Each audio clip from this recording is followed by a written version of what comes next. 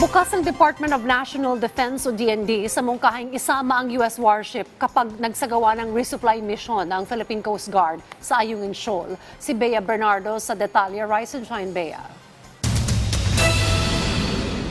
Ilang beses nang sinabi ng Estados Unidos na maaring magamit ang Mutual Defense Treaty sa paulit-ulit na harassment ng China laban sa ating mga barko sa West Philippine Sea. At ang pinakahuling insidente ang pag-water cannon ng China Coast Guard sa ating mga barko habang nagsasagawa ng resupply mission.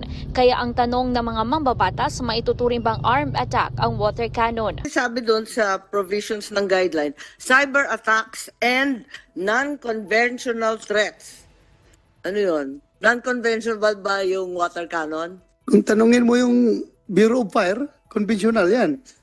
Pero pag tanungin mo yung Philippine Coast Guard, unconventional yan. Sabi ng Foreign Affairs Department, pinag-aaralan pa ng dalawang bansa ang aspetong ito. Una na ring sinabi ng kagawaran na hindi pa napapanahon para i-activate ang Mutual Defense Treaty. Humiling naman ang Department of National Defense ng executive session nang tanungin kung ano bang plano para sa rehabilitasyon ng BRP Sierra Madre. Bukas din naman ang Defense Department sa lahat ng opsyon upang maprotektahan ang teritoryo ng bansa at ang mga sundalong nakadestino roon. Kabilang na ang suwestiyong magsama ng US ship sa resupply mission ng BRP Sierra Madre. We are actually exploring all possibilities, all options regarding the RORE, regarding the rotation and the supply of our personnel at Yungin.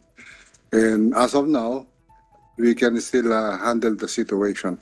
Sinabi naman ni Foreign Affairs Secretary Enrique Manalo na wala siyang natatanggap na proposal sa China upang pag-usapan ang issue sa West Philippine Sea. Not me. I'm not aware of any. But I mean, we're willing to talk. Sa susunod na linggo naman, nakatakdang gawin sa Pilipinas ang China-ASEAN discussion hinggil sa Code of Conduct sa South China Sea.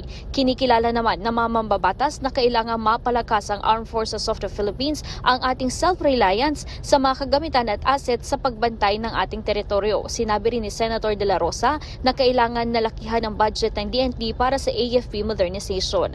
Napag-usapan din sa komite ang paglapag ng ilang US military planes sa NAIA na wala umanong clearance. Lumabas sa pagdinig na bagamat nakakuha ng mga clearance ang Estados Unidos kabilang ang diplomatic clearance, hindi nakipag-ugnayan ng US sa ground handler nito sa bansa na siyang dapat namang makipag-ugnayan sa Manila International Airport Authority para sa landing ng kanilang eroplano. We have already called the attention of the U.S. Embassy to this, and they have provided us assurances that they will try as much as possible not to make this happen again. I don't think anyone is in a position to say it's absolutely never going to happen again, but we definitely will be more vigilant in terms of monitoring and vetting all of these requests. Tiniyak naman ng National Security Council na minomonitor nila araw-araw ang mga foreign planes na dumarating sa bansa.